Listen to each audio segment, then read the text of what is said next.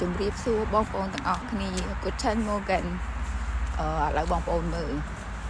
ឥឡូវចុះអាប់ថ្ងៃហ្នឹងចុះអាប់ច្រើនជាងពីម្សិលមិញហើយពេលដែលខ្ញុំថតហ្នឹងមាននិយាយទៅអត់មានមនុស្សហ่ะចង់និយាយថា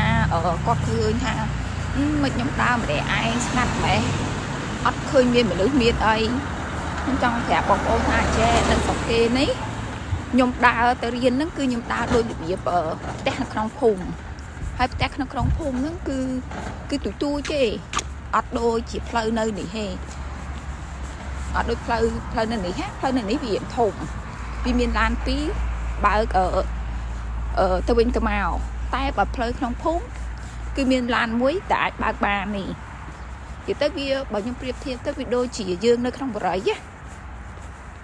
ដូចនេះម្ដុំនេះគឺភូមិខ្ញុំអញ្ចឹងផ្លូវភូមិខ្ញុំហ្នឹងបើនៅលើផ្ទះវិញគឺវាទូទេបានតែមួយឡានទេហើយការដែលបងប្អូនឃើញស្ងាត់ទី1វាព្រឹកខ្ញុំដើរទៅរៀនហើយឥឡូវវាចូលនេះមេឃអញ្ចឹងអ្នកខ្លះគេអត់ដើរទេគេមានឡានគេជិះឡានម៉ែឲ្យគេជូនទៅសាលាអញ្ចឹងណាហើយគេមានកង់គេជិះកង់ដល់ពេលខ្ញុំត្រូវដើរតែការដើរទៅចាំមានមនុស្សទៅចាស់លើកលែងតែអាកាសធាតុល្អបានគេដើរ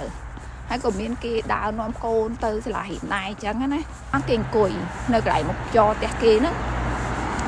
ញ៉ាំតែញ៉ាំអីអញ្ចឹងណាគេបងប្អូនឃើញអត់សិតតែគេបើកឡានហ៎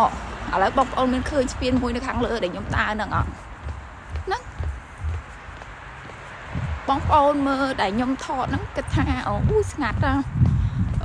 ខ្លាចចេះមួយនៅនេះច្បាប់គឺជាច្បាប់នេះច្បាប់គឺជាច្បាប់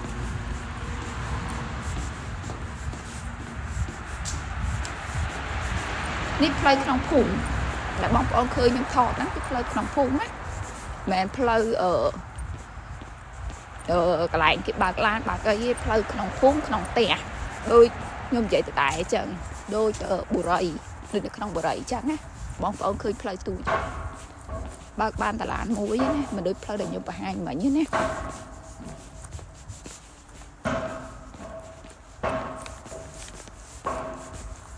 នៅមុខខ្ញុំមានគាត់ម្នាក់គាត់ដើរហើយមិញនៅក្បែរផ្ទះខ្ញុំហ្នឹងអូប៉ាអូយដឹកឆ្កែរាប់ផឹកក៏ហាត់ប្រានផងក៏នាំឆ្កែគាត់មកជួសនោមជួសអាចផង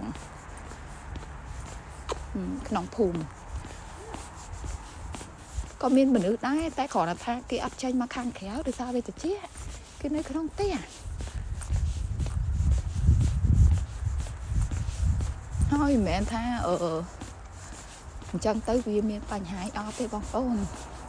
នៅនេះច្បាប់គឺជាច្បាប់